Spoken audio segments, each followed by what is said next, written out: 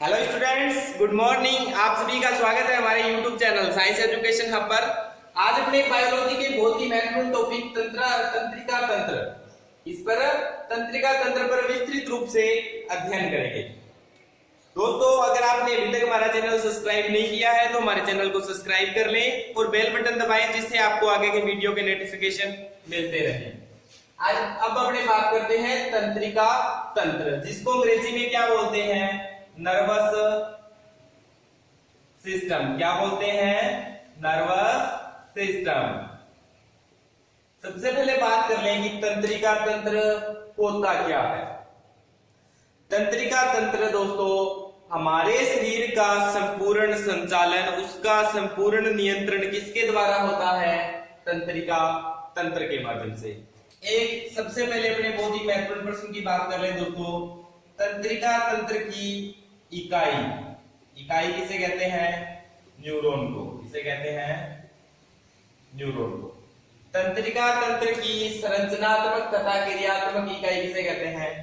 Neuron को। अब ये जो तंत्रिका तंत्र है दोस्तों, इसको मुख्यतः कितने भागों में बांटा गया है? दो भागों में। कितने भागों में बांटा गया है? दो भागों के अंदर। तंत्रिका तंत्र को कितने भागों में बांटा गया है? दो भागों के अंदर। पहला कौन सा? केंद्रीय तंत्रिका तंत्र। केंद्रीय तंत्रिका तंत्र। और दूसरे को क्या बोलते हैं? परिधीय तंत्रिका तंत्र। क्या बोलते हैं? परिधीय तंत्रिका तंत्र। ये जो केंद्रीय तंत्रिका तंत्र है, इसको अंग्रेजी में क्या बोलते हैं? Central nervous system. केंद्रीय तंत्रिका तंत्र को अंग्रेजी में क्या बोलते हैं? Central nervous system. और परिधीय तंत्रिका तंत्र को क्या बोलते हैं? पेरिफेरल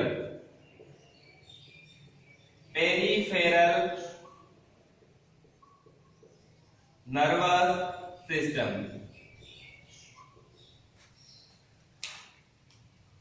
तंत्रिका तंत्र को मुख्यतः कितने भागों में बांटा गया है? दो भागों के अंदर। पहला कौन सा? केंद्रीय तंत्रिका तंत्र, जिसको अंग्रेजी में क्या बोलते हैं? Central nervous system. और दूसरा कौन सा? परिधीय तंत्रिका तंत्र, जिसको क्या बोलते हैं? Peripheral nervous system. समझ में आ रही है बातें? Very good. अब ये जो केंद्रीय तंत्रिका तंत्र है, इसको कितने भागों में बांटा गया है? दो भागों में। कितने भागों में? दो भागों में। पहला कौन सा? मस्तिष्क। जिसको अंग्रेजी में क्या बोलते हैं? ब्रेन। क्या बोलते हैं? ब्रेन। और दूसरे का पार्ट का क्या नाम है? मेरुरज्जु। क्या नाम है? मेरुरज्जु। जिसको अंग्रेजी में क्या बोलते हैं? Spinal cord. क्या बोलते हैं? Spinal cord. यहां तक कोई दिक्कत नहीं है दोस्तों। केंद्रीय तंत्रिका तंत्र को कितने भागों में बांटा? दो भागों के अंदर। कितने भागों में? दो भागों में। पहला कौन सा? मस्तिष्क। और दूसरा कौन सा? मेरुरज्जु। अब अपने अध्ययन करेंगे दोस्तों सेंट्रल नर्वस सिस्टम के पहले भाग मस्तिष्क या ब्रेन पर। मस्तिष्क या ब्रेन जो कहां पर पाया जाता है दोस्तों? अपने सर के ऊपरी भाग में, जो खोपड़ी के अंदर सुरक्षित रहता है। मस्तिष्क जो अपना पहला पॉइंट है, मस्तिष्क, जिसको अंग्रेजी में क्या बोलते हैं? ब्रेन। क्या बोलते हैं? ब्रेन। सबसे पहले दोस्तों इसकी कुछ महत्वपूर्ण बातें अध्ययन कर लें। ये कहां पर होता है दोस्तों? खोपड़ी में सुरक्षित रहता है। कहां पर होता है? खोपड़ी के अंदर। कहां पर होता है? खोपड़ी के अंदर। खोपड़ी के अंदर किसमें सुरक्षित रहता है? कपालीय मेनिजेंज। इसके अंदर कपालीय मेनिजेंज के अंदर सुरक्षित रहता है। इसमें कपालीय मेनिजेंज के अंदर। इसके अंदर तीन परत पाई जाती है। कितनी परत पाई जाती है दोस्तों? तीन। पहली का क्या नाम? ड्यूरामेंटल। दूसरी को क्या बोलते हैं? अरेक्नॉइड। क्या बोलते हैं? अरेक्नॉइड। और तीसरी को क्या बोलते हैं? पायामेंटल। क्या बोलते हैं? पाया मेंटल। ये जो कपालीय मेनिजेंस है, इसके अंदर हमारा मस्तिष्क है वो सुरक्षित रहता है बाहरी आघातों से। कपालीय मेनिजेंस के अंदर 3 परतें पाई जाती हैं, कौन कौन सी? ड्यूरामेंटल, अरेक्नोइड और पायामेंटल। सबसे बाहर की परत है, सबसे बाहर की परत है वो कौन सी है? ड्यूरामेंटल। और जो अरेक्नोइड है वो कहां की परत है? मध्य की। और जो पायामेंटल परत है वो सबसे आंतरिक है, सबसे आंतरिक। कपालीय मेनिजेंस की कितनी परतें? 3। रिपीट करो, ड्यूरामेंटल, अरेक्नोइड और पायामेंटल। बाहरी परत को क्या बोलते हैं? ड्यूरामेंटल। मध्य परत को क्या बोलते हैं? अरेक्नोइड। और आंतरिक परत को क्या बोलते हैं? पायामेंटल। समझ में आ रही है बातें? Very good. अब ये जो मस्तिष्क है इसमें वजन कितना होता है, ये बहुत बारी पूछा गया है। मस्तिष्क का भार कितना होता है? 1350 ग्राम। कितना होता है? 1350 ग्राम। और इसका आयतन पूछ ले मस्तिष्क का, तो मस्तिष्क का आयतन कितना होता है? 1300 सीसी। कितना होता है? 1300 सीसी। मस्तिष्क का भार पूछे 1350 ग्राम। तंत्रिकाओं की संख्या पूछ ले, तंत्रिकाओं की संख्या तो लगभग 1 खरब। कितनी होती है? लगभग 1 खरब कोशिकाओं से मिलकर बना होता है। ये जो मस्तिष्क है कितनी तंत्रिकाओं से मिलकर बना होता है? लगभग 1 खरब से। कोई दिक्कत नहीं है दोस्तों यहां तक? Very good. मस्तिष्क को या मस्तिष्क है हमारा, इसको कितने भागों में बांटा गया है? 3 भागों में। कितने भागों में? 3 भागों में। पहला कौन सा? अग्र मस्तिष्क। अग्र मस्तिष्क उधर दिखाई दे रहा है दोस्तों आपको डायग्राम। अग्र मस्तिष्क और मध्य मस्तिष्क और अंतिम है पश्च मस्तिष्क। हमारा जो मस्तिष्क या ब्रेन है उसके कितने भाग होते हैं? 3 भाग होते हैं। कौन कौन से? अग्र मस्तिष्क, मध्य मस्तिष्क और पश्च मस्तिष्क, जिसको अंग्रेजी में क्या बोलते हैं? फोर ब्रेन, मिड ब्रेन और हिंड ब्रेन। क्या बोलते हैं? Hind brain. अग्र मस्तिष्क, मध्य मस्तिष्क और पश्च मस्तिष्क। अब जो अग्र मस्तिष्क है इसके बारे में हम अध्ययन करते हैं। इसको कितने भागों में बांटा गया है? 3 भागों में। कितने भागों में बांटा गया इसको? 3 भागों में। पहला कौन सा? सेरिब्रम। कौन सा? सेरिब्रम। दूसरा थैलमस और तीसरा हाइपोथैलमस।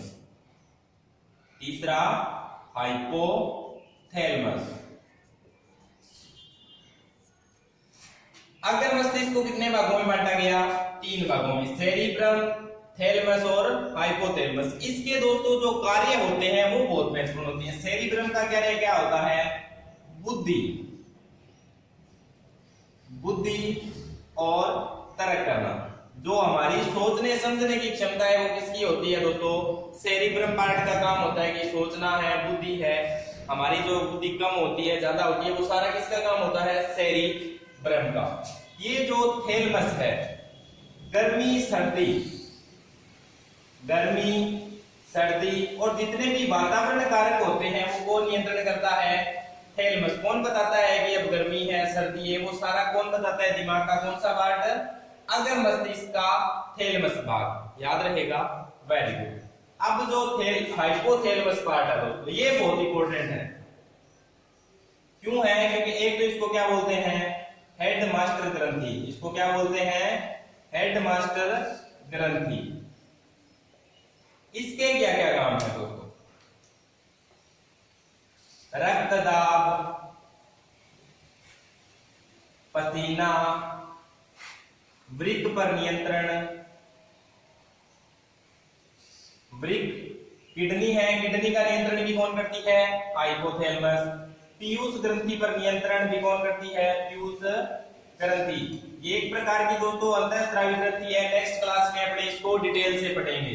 हाइपोथैलेमस का क्या काम है? रक्त दाब, पसीना, वृक्क, पीयूष ग्रंथि और प्रेम, घृणा, जितने भी मनोभाव हमारे उठते हैं उन सभी का नियंत्रण कौन करती है? हाइपोथैलेमस। हाइपोथैलेमस को क्या बोलते हैं? हेड मास्टर ग्रंथि। और ये किस किस पर नियंत्रण करती है? रक्त दाब, पसीना, हमारा जो वृक्क है, वृक्क को अंग्रेजी में क्या बोलते हैं? किडनी। क्या बोलते हैं दोस्तों? किडनी। किडनी है, पीयूष ग्रंथि है, प्रेम, घृणा, जितने भी मनोभाव है उस पर नियंत्रण करती है। ये था दोस्तों अपना अग्र मस्तिष्क। अब बात करते हैं मध्य मस्तिष्क। मध्य मस्तिष्क क्या करता है दोस्तों? अग्र मस्तिष्क और पश्च मस्तिष्क को जोड़ने का काम करता है। क्या करता है? अग्र मस्तिष्क और पश्च मस्तिष्क को जोड़ने का काम करता है। और साथ में दोस्तों इसमें पिंड पाए जाते हैं, पिंड, जिसका क्या नाम है? कॉर्पोरा क्वाड्रिजेमिन। कॉर्पोरा क्वाड्रिजेमिन। मध्य मस्तिष्क में क्या पाए जाते हैं? पिंड, जिसको क्या बोलते हैं? कॉर्पोरा क्वाड्रिजेमिन। इसके जो ऊपरी दो पिंड होते हैं, इसके ऊपरी दो पिंड वो क्या करते हैं? दृष्टि का काम करते हैं। दृष्टि यानी कि हमारी जो देखने की है, हम देख पा रहे हैं, हमें जो प्रतीत हो रहा है कि हमारे सामने ये वस्तु है, जो देखने का काम है वो कौन करता है? मध्य मस्तिष्क। और नीचे के दो पिंड होते हैं, नीचे के दो पिंड वो क्या काम करते हैं? श्रवण का काम करते हैं। श्रवण यानी कि सुनने का नियंत्रण कौन करता है? Mid brain. दृष्टि का और श्रवण यानी कि सुनने का काम कौन करता है? Mid brain. समझ में आ रही है बातें दोस्तों? सबसे पहले हमने अग्र मस्तिष्क का अध्ययन किया। अग्र मस्तिष्क में क्या था? सेरिब्रम, बुद्धि तरक। थैलेमस का क्या काम करता है? गर्मी, सर्दी, वातावरणीय कारकों के बारे में बताता है। उसके बाद था हाइपोथैलेमस। हाइपोथैलेमस को क्या बोलते हैं? हेडमास्टर ग्रंथि, जो रक्तदाब, पसीना, वृक्क, पीयूष ग्रंथि, प्रेम, घृणा और मनोभावों का नियंत्रण करती है। ये ध्यान रख लेना दोस्तों, पीयूष ग्रंथि और वृक्क पर नियंत्रण किसका होता है? हाइपोथैलेमस का। ये जो रक्तदाब है, ब्लड प्रेशर, ये भी बहुत इंपॉर्टेंट है, इस पर भी नियंत्रण किसका होता है? हाइपोथैलेमस का। हाइपोथैलेमस को क्या बोलते हैं? हेडमास्टर ग्रंथि। मध्य मस्तिष्क का मुख्य काम क्या होता है? अग्र मस्तिष्क और पश्च मस्तिष्क को जोड़ना। इसमें कुछ पिंड पाए जाते हैं जिसको क्या बोलते हैं? कॉर्पोरा क्वाड्रिजेमिन। और ये जो कॉर्पोरा क्वाड्रिजेमिन होता है, जिसके जो ऊपरी पिंड होते हैं वो दृष्टि का नियंत्रण का काम करते हैं, और जो नीचे के दो पिंड होते हैं वो श्रवण का काम करते हैं। अब जो हमारा लास्ट में है पश्च मस्तिष्क, इसको दोस्तों ये भी तीन भागों में बांटा गया है। कौन कौन से? सेरिबेलम, सेरिबेलम, पोंस और medulla oblongata. Medulla oblongata, medulla oblongata, ये बहुत महत्वपूर्ण है दोस्तों। सेरिबेलम का क्या कार्य होता है दोस्तों? यहां से एक बार मैं पीछे से मिटा रहा हूं, थोड़ा सा आप वीडियो को बैक करके इसको नोट कर लेना अगर आपने अभी तक नोट नहीं किया तो। ये जो सेरिबेलम है दोस्तों, सेरिबेलम, इसका काम क्या होता है कि जो पेशीय गति होती है, पेशीय गति व संतुलन, यानी कि जैसे मैं हाथ हिला रहा हूं, चल रहा हूं, जो हमारी ऐच्छिक गतियां होती है, जो हमारी इच्छा से होती है, ऐच्छिक गति, ऐच्छिक गति, ऐच्छिक गति वो होती है दोस्तों, जैसे मैं चाह रहा हूं कि ये मेरा मार्ग यहां तक आए, यहां से ऐसे चलेगा, वैसे चलेगा, तो ये कौन सी होती है? ऐच्छिक गति। तो इसका नियंत्रण कौन करता है? सेरिबेलम। और इस सेरिबेलम को क्या बोलते हैं दोस्तों? शरीर का गायरोस्कोप। क्या बोलते हैं? शरीर का गायरोस्कोप। क्या बोलते हैं? शरीर का गायरोस्कोप। उसके बाद जो आपको दिखाई दे रहा है पोंस, पोंस का क्या काम होता है दोस्तों? सेरिबेलम व मेरु रज्जु को जोड़ता है। सेरिबेलम व मेरु रज्जु को जोड़ता है, मेरु रज्जु को जोड़ता है। पोंस का क्या काम है दोस्तों? सेरिबेलम व मेरु रज्जु को जोड़ता है। अब बात करते हैं अपने मेडुला ओब्लिगेटा, ये बहुत महत्वपूर्ण है दोस्तों, ये बहुत ध्यान से देख लेना। ये जो मेडुला ओब्लिगेटा है दोस्तों, हमारी हृदय स्पंदन, हृदय पर नियंत्रण किसका? मेडुला ओब्लिगेटा का। और श्वसन का, श्वसन, पाचन, जितनी भी अनैच्छिक क्रियाएं हैं, अनैच्छिक क्रिया, अनैच्छिक क्रिया, उस पर नियंत्रण किसका होता है दोस्तों? मेडुला ओब्लिगेटा का। अब ये देखो कि अनैच्छिक क्रियाएं होती क्या है। आपने देखा होगा हमारा हृदय हमारी मर्जी से तो नहीं चलता ना, अपने आप चल रहा है, तो इस ये कौन सी प्रकार की क्रिया है? अनैच्छिक प्रकार की क्रिया है। श्वसन है, ये अपने आप ही ले रहे हैं, अपने आप ही सांस छोड़ रहा है दोस्तों, हमने कभी ये तो नहीं किया कि ले रहा हूं छोड़ रहा हूं, ये ऑटोमेटिक, यानी कि जो क्रियाएं स्वतः होती है, अपने आप होती है, हमारी मर्जी से नहीं होती है, वो कौन सी क्रियाएं होती है? अनैच्छिक क्रिया। और अनैच्छिक क्रिया हृदय, श्वसन, पाचन, जितनी भी अनैच्छिक क्रियाएं उनका नियंत्रण कौन करती है? मेडुला ओब्लिगेटा, जो कहां पर है दोस्तों? पश्च मस्तिष्क या हिंड ब्रेन के अंदर। समझ में आ रही है दोस्तों बातें? Very good. अब अपने जो केंद्रीय तंत्रिका तंत्र था उसमें अपने बात की थी कि पहला भाग तो था मस्तिष्क का और दूसरे भाग का क्या नाम था? मेरु रज्जु। अपने बात कर रहे थे केंद्रीय तंत्रिका तंत्र की, केंद्रीय तंत्रिका तंत्र। जो केंद्रीय तंत्रिका तंत्र है इसको अपने कितने भागों में बांटा था? 2 भागों में। पहला तो कौन सा था? मस्तिष्क, जिसके बारे में अपने अध्ययन कर चुके हैं। दूसरा था हमारा मेरु रज्जु, मेरु रज्जु, जिसको क्या बोलते हैं दोस्तों? Spinal cord. क्या बोलते हैं? Spinal cord. अब ये जो स्पाइनल कॉर्ड है इसकी लंबाई कितनी होती है? इसकी लंबाई कितनी होती है दोस्तों? 45 सेंटीमीटर। कितनी होती है? 45 सेंटीमीटर। इसका जो मुख्य कार्य क्या है? प्रतिवर्ती क्रिया पर नियंत्रण। इस पर प्रतिवर्ती क्रिया पर नियंत्रण। अब ये प्रतिवर्ती क्रिया होती क्या है? आपने देखा होगा जैसे अपने गैस के पास जाते हैं, गर्म तवा है, हमने उसको टच किया या गलती से टच हो गया तो हमारा हाथ है वो अपने आप उससे हट जाता है, तो वो क्या होती है दोस्तों? प्रतिवर्ती क्रिया होती है। भूलवश हमारे किसी गर्म चीज को या बहुत ज्यादा ठंडी चीज को अपने हाथ लगाते हैं तो अपना हाथ है वो अपने आप पीछे हो जाता है, तो वो कौन सी क्रिया है? प्रतिवर्ती क्रिया। और इस पर नियंत्रण कौन करता है? मेरु रज्जु या स्पाइनल कॉर्ड। ये था दोस्तों अपने केंद्रीय तंत्रिका तंत्र। अब अपने बात करेंगे दोस्तों परिधीय तंत्रिका तंत्र की। परिधीय तंत्रिका तंत्र, तंत्रिका तंत्र के केंद्रीय तंत्रिका तंत्र पर अध्ययन कर लिया।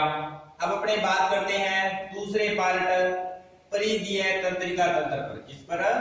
परिधीय तंत्रिका तंत्र, जिसको अंग्रेजी में क्या बोलते हैं? Peripheral, peripheral nervous system. क्या बोलते हैं? Peripheral nervous system. इसमें दोस्तों बात करें 2 प्रकार की कोशिकाएं पाई जाती है। कितने प्रकार की? 2 प्रकार की कोशिका, 2 प्रकार की तंत्रिका पाई जाती है। 2 प्रकार की तंत्रिका पाई जाती है। कौन कौन सी पाई जाती है? एक तो का नाम होता है दोस्तों संवेदी,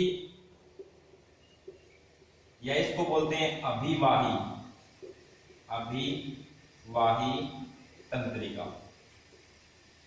और दूसरे को क्या बोलते हैं? प्रेरक या अपवाही तंत्रिका।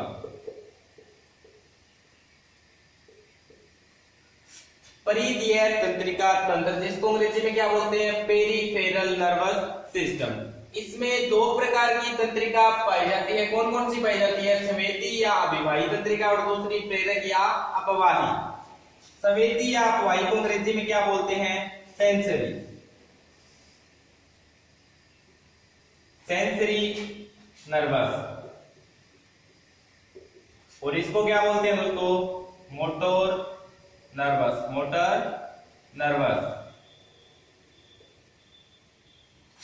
परिधीय तंत्रिका तंत्र इसमें दो प्रकार की तंत्रिका पाई जाती है, कौन कौन सी? सेंसरी और मोटर। अब सेंसरी का काम क्या होता है दोस्तों? ऊतक तथा अंगों से उद्दीपनों को क्या बोलते हैं दोस्तों? इसमें उद्दीपनों, अपने समझने के लिए इसको मैसेज समझ सकते हैं। मैसेज कहां तक लेके जाती है? केंद्रीय तंत्रिका तंत्र, केंद्रीय तंत्रिका तंत्र, जिसको अपने शॉर्टकट में क्या बोल सकते हैं? CNS, central nervous system.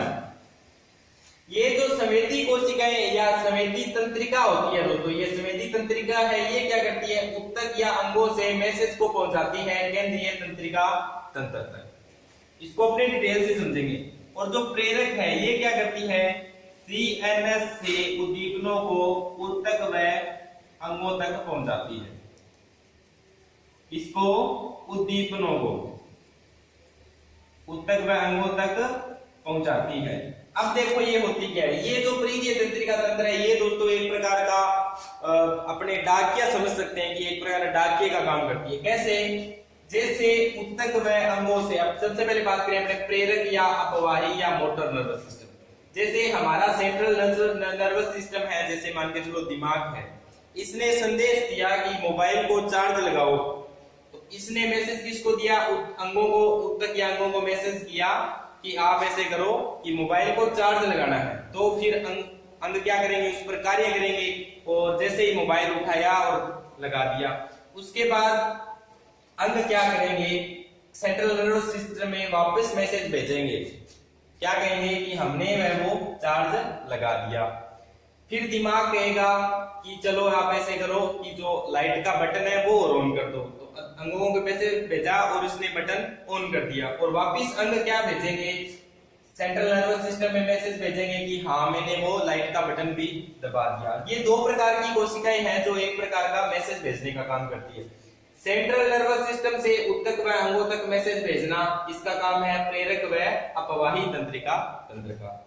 और जो संवेदी या अभिवाही तंत्रिका है उसका काम क्या है? ऊतक व अंगों से उद्दीपनों को सेंट्रल नर्वस सिस्टम तक भेजना। समझ में आ रही है बातें दोस्तों? ऊतक अंगों से जो मैसेज है वो किसको भेजना? केंद्रीय तंत्रिका तंत्र को। तो इसका काम है संवेदी अभिवाही तंत्रिका या सेंसरी नर्वस का। प्रेरक अपवाही तंत्रिका या मोटर नर्वस का क्या काम है? केंद्रीय तंत्रिका तंत्र से ऊतकों या अंगों को मैसेज भेजना कि आप ये काम करो। इसका काम है प्रेरक अपवाही तंत्रिका या मोटर नर्वस का। समझ में आ रही है? Very good. अब जो प्रीय तंत्रिका तंत्र है उसमें दो प्रकार की तंत्रिका पाई जाती है, लेकिन कार्यात्मक रूप से इसे दो भागों में बांटा है। किसमें? कार्यात्मक रूप से इसे दो भागों में बांटा है। कितने भागों में बांटा है दोस्तों? दो भागों के अंदर। पहला कौन सा? कायिक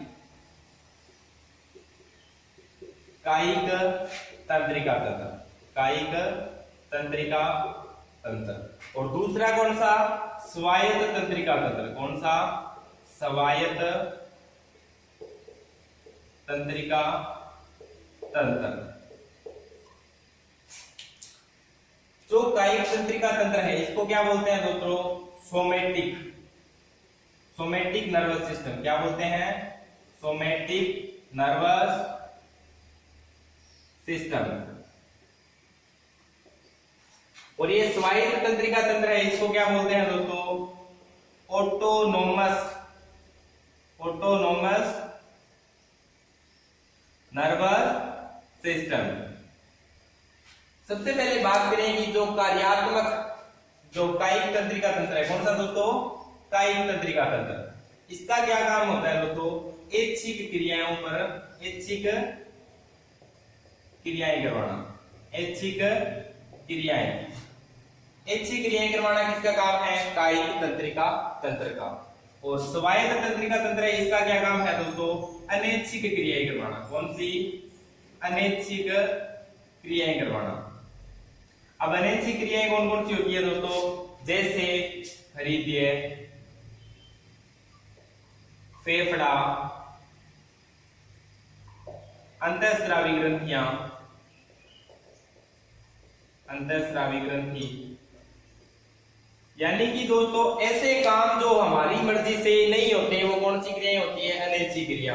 ये करवाने का काम कौन करता है? स्वायत्त तंत्रिका तंत्र। और जो कायिक तंत्रिका तंत्र है वो क्या काम करता है? ऐच्छिक क्रियाएं जो हमारी मर्जी से हो रही है, जैसे मैं पढ़ा रहा हूँ, अपनी इच्छा से पढ़ा रहा हूँ, तो ये क्या है? जो हमारी इच्छा से काम होती है उनको क्या बोलते हैं? ऐच्छिक क्रियाएं। और ये किसमें आती है दोस्तों? कायिक तंत्रिका तंत्र या सोमेटिक नर्वस सिस्टम ऐच्छिक क्रियाएं करवाता है, और ऑटोनोमस नर्वस सिस्टम है वो कौन सी क्रियाएं करवाता है? अनैच्छिक क्रियाएं करवाता है। अब एक छोटी सी बात हो रही है दोस्तों, जो स्वायत्त तंत्रिका तंत्र है, ये जो आपको स्वायत्त तंत्रिका तंत्र है, इसको भी आगे दो भागों में बांटा है। कितने भागों में बांटा है? दो भागों के अंदर। कौन कौन से? अनुकंपी और परानुकंपी। अनुकंपी तंत्रिका तंत्र और परानुकंपी तंत्रिका तंत्र। अब ये अनुकंपी का क्या काम है? इसका काम क्या है दोस्तों? हृदय की धड़कन बढ़ाना, धड़कन बढ़ाना। और ये इसके और काम क्या है दोस्तों? फेफड़ा या फेफड़ों की गति बढ़ाना, यानी कि फेफड़ों की जो श्वसन की गति है उसको बढ़ाना। आपातकालीन कार्य, आपातकालीन कार्य ये कौन करता है दोस्तों? अनुकंपी तंत्रिका तंत्र।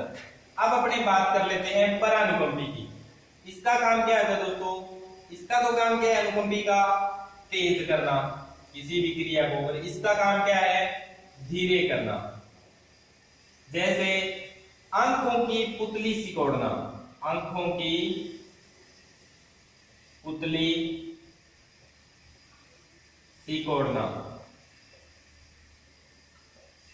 पाचक रसों में वृद्धि, पाचक रसों में वृद्धि। ये काम किसका है? परानुकंपी का। स्वायत्त तंत्रिका तंत्र जिसको क्या बोलते हैं? Autonomous nervous system. ये क्या काम करता है? अनैच्छिक क्रियाएं पर करवाने का काम करता है, जैसे हृदय, फेफड़ा, अंतःस्रावी ग्रंथियां। अंतःस्रावी ग्रंथियां क्या करती है दोस्तों? हार्मोन का स्रावण करती है। किसका? हार्मोन का स्रावण करती है, जो एक प्रकार का क्या करते हैं दोस्तों? संदेशवाहक का काम करते हैं और उससे कार्य करवाते हैं। हार्मोन को निकालती है अंतःस्रावी ग्रंथियां। हृदय आपको पता ही है, फेफड़ा भी आपको पता ही है, पिछली क्लास में अपने अध्ययन कर लिया। अंतःस्रावी ग्रंथियां उनको अपने नेक्स्ट क्लास में विस्तृत रूप से अध्ययन करेंगे। स्वायत्त तंत्रिका तंत्र को दो भागों में बांट दिया, अनुकंपी और परानुकंपी। अनुकंपी को हृदय की धड़कन बढ़ाना, फेफड़ों की गति बढ़ाना, आपातकालीन कार्य। और परानुकंपी जो तंत्रिका तंत्र है इसको काम क्या होता है? धीरे करना, जैसे आंखों की पुतली सिकोड़ना, पाचक रसों में वृद्धि करना। ये किसके काम है? परानुकंपी कार्य। ये थी दोस्तों अपने तंत्रिका तंत्र या नर्वस सिस्टम की विस्तृत रूप से क्लास। इससे बाहर दोस्तों कुछ नहीं आएगा, इसको ध्यान से एक बार और देख लेना, इसके अच्छे नोट्स बना लेना। अगर दोस्तों आपको हमारी वीडियो अच्छी लगी तो हमारे चैनल को अभी तक अगर आपने सब्सक्राइब नहीं किया तो चैनल को सब्सक्राइब कर लें और बेल बटन दबाएं, जिससे आपको आगे के नोटिफिकेशन मिलते रहे। और वीडियो को दोस्तों ज्यादा से ज्यादा शेयर करें ताकि आपके और भी भाई बंधु इसका लाभ उठा सकें। धन्यवाद।